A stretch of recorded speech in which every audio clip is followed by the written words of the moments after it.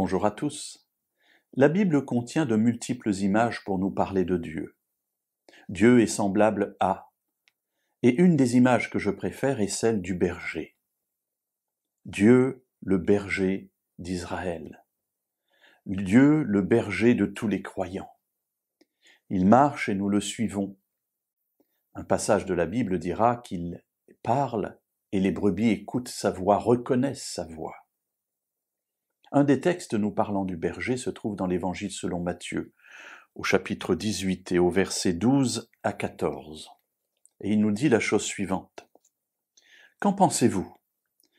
Si un homme a 100 brebis et que l'une d'elles s'égare, ne laisse-t-il pas les 99 autres sur les montagnes pour aller chercher celle qui s'est égarée ? Et s'il parvient à la retrouver, en vérité, je vous le dis, il s'en réjouit plus que pour les 99 qui ne se sont pas égarés.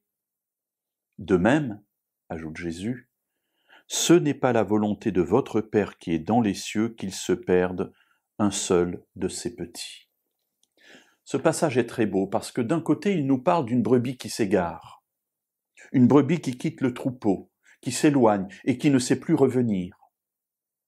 Au lieu d'être laissée telle qu'elle par le berger, se disant après tout j'en ai 99 autres, ça me suffit, non, le berger laisse les 99 et part à la recherche de celle qui est perdue. J'aime cette idée de Dieu qui va à la recherche de celui qui est perdu.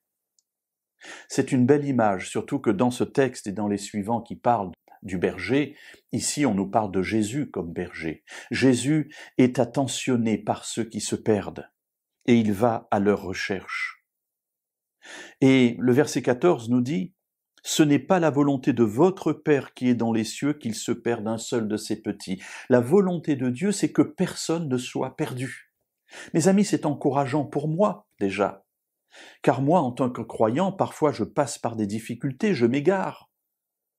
Et au lieu de penser que Dieu est là comme un père courroucé qui veut me fouetter, il est là comme un berger rempli de compassion qui va à ma recherche afin de me ramener dans le troupeau.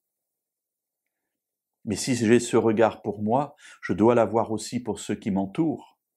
Et je dois toujours voir en celui qui se perd, non pas quelqu'un qu'il faut condamner, mais quelqu'un après qui Jésus va à la recherche.